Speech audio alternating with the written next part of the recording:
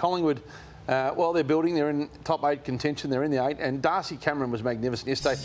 It hasn't been this way all the time, but this was the best game of footy I think we've seen him play. And he's been building, Lord. I know you're not entirely convinced on him yet, but he's a natural born. You're big on him, Hutchie. Come on, lay your cards on the table. You're big on him. He's a first choice ruckman in a footy club. Now that might not be Collingwood ever with Brodie Grundy there, but that does pose a question: is the money in the right hands in Collingwood's future? Well, I wanted to raise this because you look at the recent premiership winners and the ruckman that they've got. Now, apart from Max Gawn, they're not superstars. They wouldn't be probably your top 10 highest paid players at the club. That's why I was critical of the Grundy deal at the time.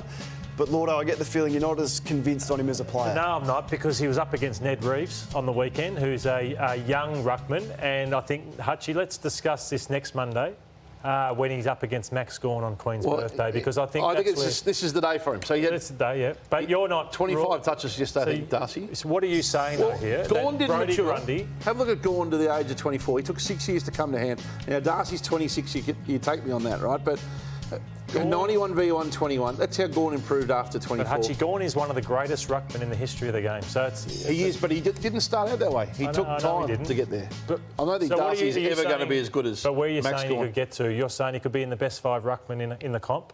I think his best footy is going to be 26 to 31, isn't it? Yeah, I think the discussion is, do you need to pay a large sum to a ruckman when history would say you can get one from another club, you can pick them off, you can pay them bargain basement, you don't give a lot up for them at the trade table. So what does Collingwood pay to keep him, or do they bother? So there's no doubt that there's a decision to make about Brodie Grundy, and if an opposition club came with something significant, I think Collingwood would have to look at it. But would you back Darcy Cameron as your number 1 ruckman and let Grundy go? No, I'd need to see some more evidence on that. I don't need any more evidence. You're unsold, aren't you? Yes. Yeah.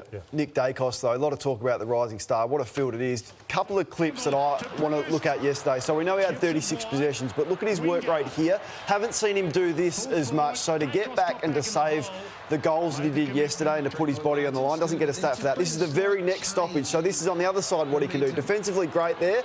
And then not many 10-game players can do that. That ball use is unbelievable. So he's right in the running to win this rising star. The work rate here to get back and to do this and to put his body on the line. Look at the ground he covers from up the ground. Leave your man. Go when you need to go.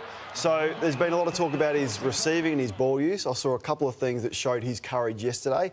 He's the rising star favourite for me. It's a pretty hot field, the rising star. You look at McDonald only nominated today and last week De Koning.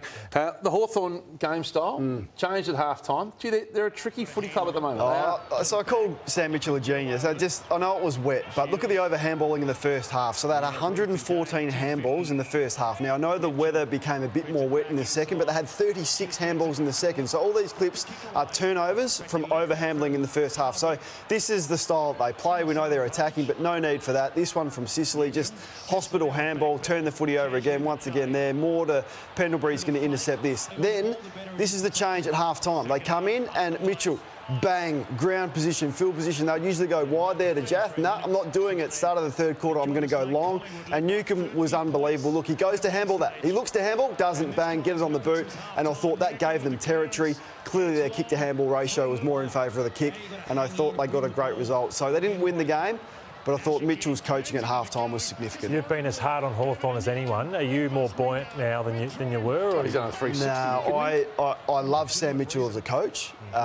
We don't know how good he's going to be. This has been one of the great backflips. Because, well, there's the stats. You've death-ridden Hawthorn for 12 months. They have... And now you're calling him a genius. They have almost the least amount of talent and top-end draft picks on their list as anyone in the comp. So to be able to produce that and the performance they've got shows how well coached they've been and the big impact Sam Mitchell's had. Big changes at that footy club with Jeff Kennett finally announcing he's going to step down too at the end of the year. So the method was wrong, but they made the right choice in the end. I agree with that.